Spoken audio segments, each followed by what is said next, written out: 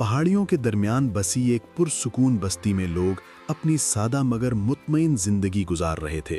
یہاں کے رہنے والے محنتی، دیانتدار اور ایک دوسرے کے دکھ سکھ میں شریک رہنے والے تھے۔ بستی کے کنارے ایک چھوٹا سا مدرسہ تھا جہاں ملا فیض الدین رہتے تھے، ایک ایسے بزرگ جن کی دانائی اور دور اندیشی دور دور تک مشہور تھی۔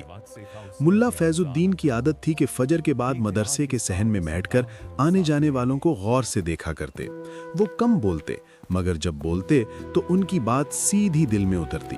لوگ اپنے جھگڑے، مشورے اور مشکلیں لے کر انہی کے پاس آتے، کیونکہ انہوں نے برسوں کے تجربے سے لوگوں کی نیت پہچاننا سیکھ لیا تھا۔ انہی دنوں ایک اجنبی شخص بستی کے دروازے پر آ پہنچا۔ اس نے صاف ستھرے کپڑے پہن رکھے تھے، ہاتھ میں چمڑے کا بیگ تھا اور زبان ایسی میٹھی کہ پہلی ہی بات میں سننے والا اس پر بھروسہ کرنے لگے۔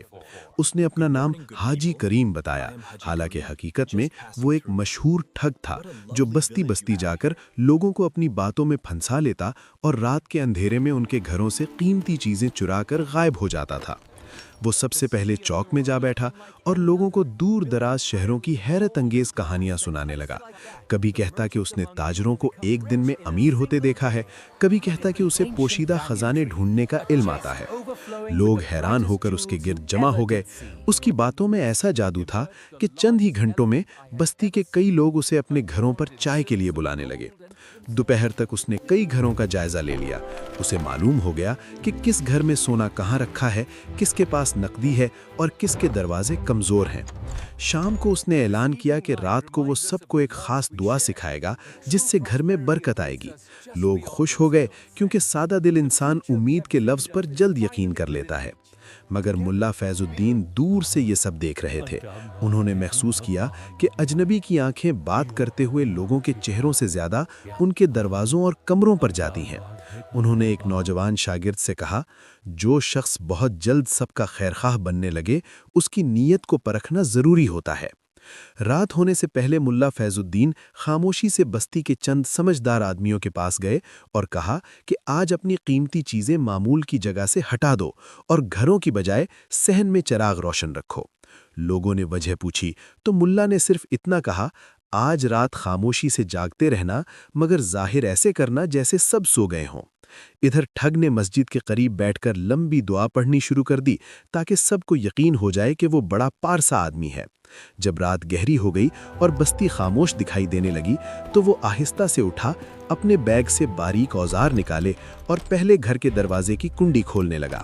لیکن جیسے ہی وہ اندر داخل ہوا، وہاں کچھ نہ ملا۔ دوسرے گھر گیا، وہاں بھی صندوق خالی تھا۔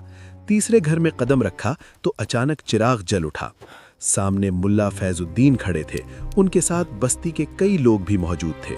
ملا نے مسکرا کر کہا، بیٹا، تمہاری زبان بہت خوبصورت ہے، مگر نیت نے تمہیں بے نقاب کر دیا۔ جو شخص دعا سے پہلے گھروں کے راستے یاد کرے، وہ عبادت نہیں، منصوبہ بنا رہا ہوتا ہے۔ ٹھگ نے پہلے انکار کیا، مگر جب اس کے بیگ سے اوزار، جعلی تعویذ اور پچھلی بستیوں کے چوری شدہ سکے نکلے تو سب سمجھ گئے کہ حقیقت کیا ہے۔ کچھ لوگ غصے میں اسے مارنے کو بڑھے، مگر ملا فیض الدین نے ہاتھ اٹھا کر روک دیا۔ انہوں نے کہا، سزا صرف غصے سے نہیں، سبق سے بھی دی جاتی ہے۔ ملا نے حکم دیا کہ صبح تک اسے مسجد کے صحن میں بٹھایا جائے اور ہر آنے والے کے سامنے وہ خود اپنی چالاکیوں کا اعتراف کرے تاکہ لوگ آئندہ دھوکے سے بچ سکیں۔ صبح ہوئی تو پورا گاؤں جمع ہو گیا۔ ٹھگ نے شرمندگی سے سر جھکا کر بتایا کہ وہ برسوں سے لوگوں کی سادگی لوٹتا آیا ہے۔ اس دن کے بعد بستی کے لوگ پہلے سے زیادہ ہوشیار ہو گئے۔ وہ ہر اجنبی کا احترام تو کرتے، مگر اندھا یقین نہیں کرتے تھے، اور ملا فیض الدین کی دانائی کی شہرت مزید دور تک پھیل گئی۔ لوگ کہا کرتے تھے کہ جہاں عقل جاگتی ہو، وہاں دھوکہ زیادہ دیر نہیں ٹھہرتا۔